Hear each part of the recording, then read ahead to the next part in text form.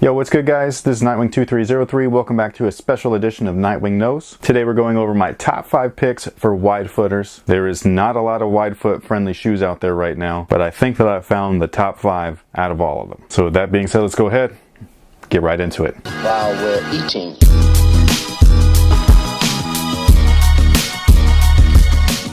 So real quick, before we get into the 5 picks, something to look for if you are a wide footer is the materials in general. This is something that will benefit you either way, so if you see this on a shoe that might not be on this list, still consider them, maybe try them on if possible. And that would be woven or knitted uppers, as well as raw materials such as leather. Synthetic leather is not really the best option because that stuff normally doesn't stretch much, especially something like fuse, which is a TPU or plastic. Definitely no stretch there. The downside to having that woven or knitted, even though it'll wrap around your foot and break in nicely, is that sometimes those stretch too much. So that could cause some instability within the forefoot area upon lateral movements. Trying to get the best of both isn't really an easy task, but that's why I picked my top 5, and hopefully this list helps you guys out. So this is in no particular order, and first up we have all of Tesh Sports sneakers, and that means all of them. They only have 3, so it's not a big list. But all of their shoes are actually wide footer friendly. They designed their sneakers on a last that allows for metatarsal spread, I believe it's called, or splaying your toes, which is something that a lot of running shoes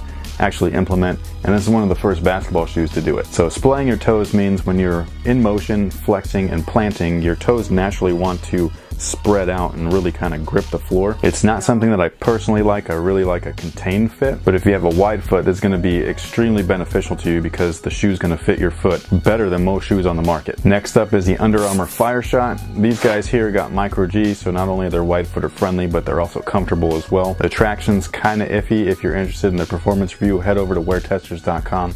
We've got you covered. The Adidas D Lillard 2. This one depends on the materials, so don't choose the synthetic leather options because, again, synthetic leathers do not stretch well with your foot. Instead, you're going to want to go with one of the woven or the knitted options. Luckily, they have both. They have the D Lillard 2 in a woven jacquard, as well as a knitted prime knit. The Adidas D Rose 6 prime knit is another one. Now for me personally, I went down half a size in these because the forefoot fits a little roomy, so if you are a wide footer, you should be going true to size and you will be good to go. It's also a knitted upper, so they'll wrap an envelope around your foot really nicely without needing too much break-in time. And then last but not least is a shoe that's not actually out yet, and it's the Nike Hyperdunk 2016. Actually, no, they are out.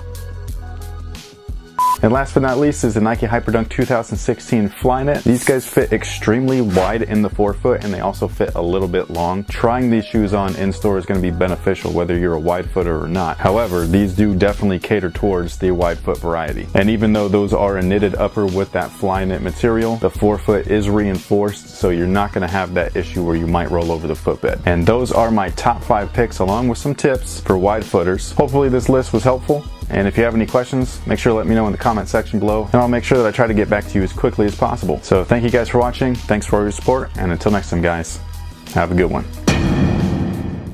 With this maximum cushion setup, without ever feeling like you're lagging or you're slow, or that you're having an issue flexing the shoe. And that's been the main problem with full-length setups, is just that it's a little bit restrictive. These guys, not the case. You're getting sneakers, especially if they're cutting around through screens, running the pick and roll, and just overall breaking ankles. The Nike Hyperlive is a budget-friendly option. These guys lack quite a bit of cushion, but they make up for an in-court feel. The traction is hit or miss.